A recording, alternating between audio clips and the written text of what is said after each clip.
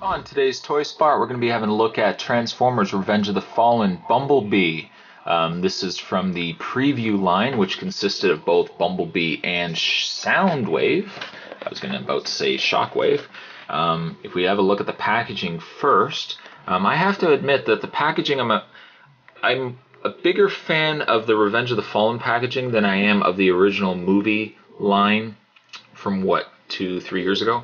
I do like the background image, and some have said that that's a picture of Fallen. I'm almost on the fence as to whether that's a picture of Megatron, but it's a nice red nonetheless. And then we've got the bold Transformers over top with the Autobot symbol up at the top. I also want to point out that this is a level 3.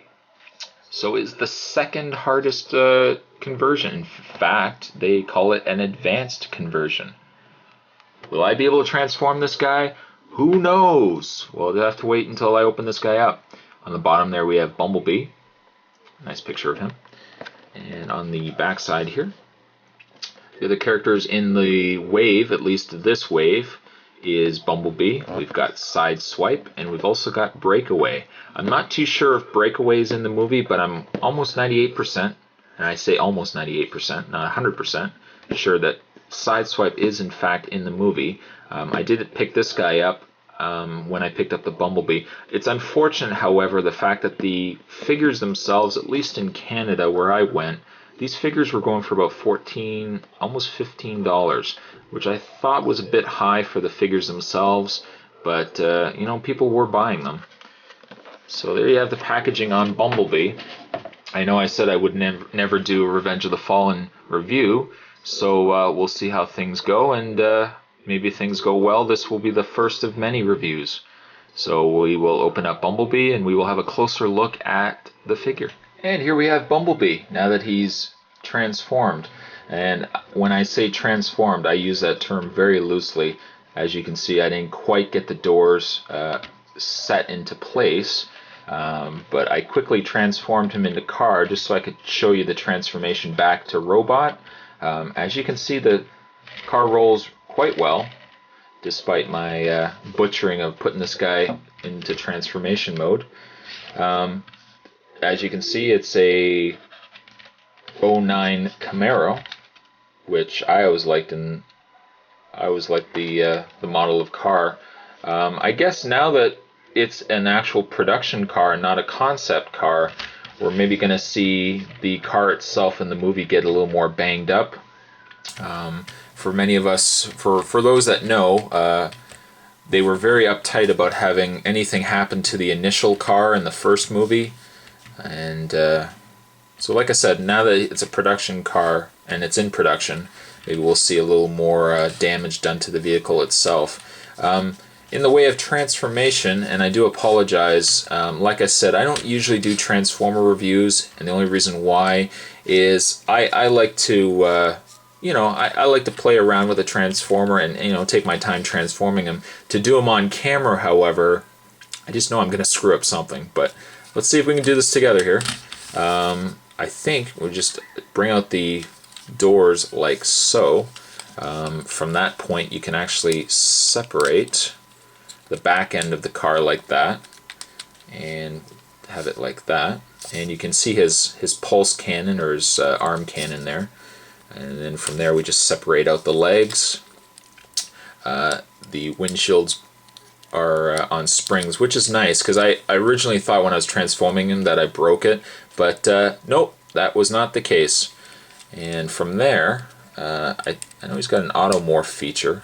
I think you just bring the legs down. Yeah, you bring the legs down like that, and then you've got his feet.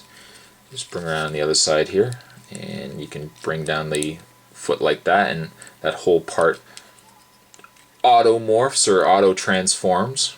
And from there, I think it's just a case of bringing the arms out, now that you've separated the roof.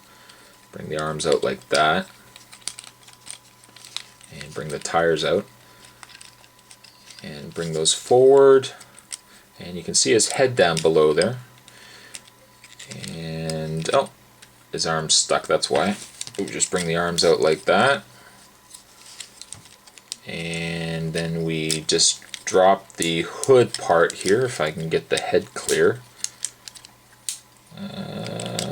This is the first time I've transformed him from transforming it originally in car mode, so I do apologize if I don't do this quite right the first time.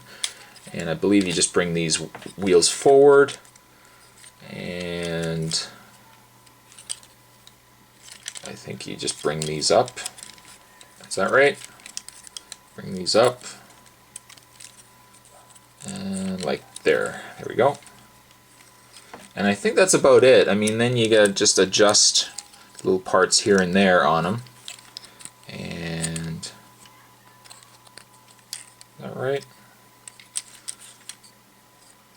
Like I said, normally I transform Transformers just in, if I'm watching TV or something like that.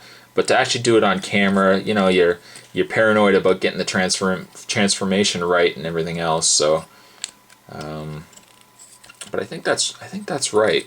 And then fold back the doors there.